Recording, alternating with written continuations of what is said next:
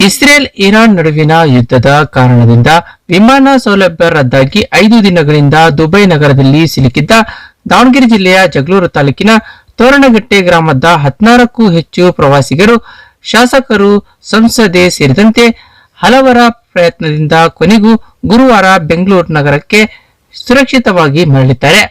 ಜಗಳೂರು ಶಾಸಕ ಬಿ ದೇವೇಂದ್ರಪ್ಪ ಹಾಗೂ ಬಳ್ಳಾರಿ ಶಾಸಕ ಬಿ ನಾಗೇಂದ್ರ ಅವರು ಗುರುವಾರ ಬೆಳಿಗ್ಗೆ ಬೆಂಗಳೂರಿನ ವಿಮಾನ ನಿಲ್ದಾಣಕ್ಕೆ ತೆರಳಿ ಪ್ರವಾಸಿಗರನ್ನು ಬರಮಾಡಿಕೊಂಡರು.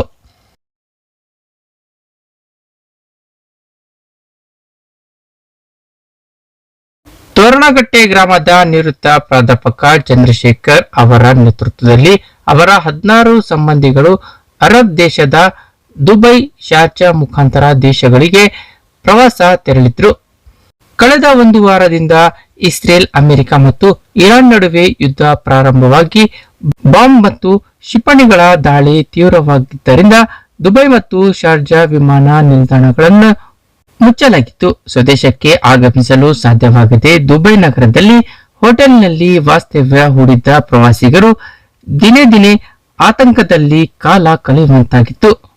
ಇನ್ನು ದುಬೈನಲ್ಲಿ ಸಿಲುಕಿ ಸಂಕಷ್ಟ ಎದುರಿಸುತ್ತಿರುವ ಬಗ್ಗೆ ನಿವೃತ್ತ ಪ್ರಾಧ್ಯಾಪಕ ಚಂದ್ರಶೇಖರ್ ಅವರು ವಿಡಿಯೋ ಮಾಡಿ ಸುರಕ್ಷಿತವಾಗಿ ತಮ್ಮ ತಾಯ್ನಾಡಿಗೆ ಕರೆತರುವಂತೆ ಮನವಿ ಮಾಡಿದ್ರು.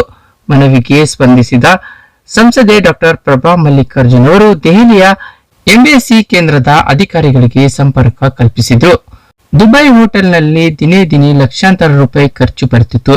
ಈ ಬಗ್ಗೆ ನಾವು ಆತಂಕ ಪಟ್ಟಿದ್ದೆವು. ಆದರೆ ಸುದ್ದಿ ಮಾಧ್ಯಮದಲ್ಲಿ ನಮ್ಮ ಬಗ್ಗೆ ತಿಳಿದ ಮಂಡ್ಯ ಮೂಲದ ದುಬೈ ನಿವಾಸಿ ಉದ್ಯಮಿ ಮಾಧವ್ ಕಿರಣ್ ಹಾಗೂ ಬಳ್ಳಾರಿ ಶಾಸಕ ಬಿ ನಾಗೇಂದ್ರ ಅವರು ಸಹ ಹಣ ಕೊಟ್ಟಿದ್ದಾರೆ. ಶಾಸಕ ಬಿ ದೇವೇಂದ್ರಪ್ಪ ಅವರು ಗೃಹ ಸಚಿವ ಜಿ ಪರಮೇಶ್ವರ್ ಮತ್ತು ಉದ್ಯಮಿ ಅಶೋಕ್ ಕೇಣಿ ಅವರ ಜೊತೆ ಚರ್ಚಿಸಿ ನಮಗೆ ನೆರವಾಗಿದ್ದಾರೆ.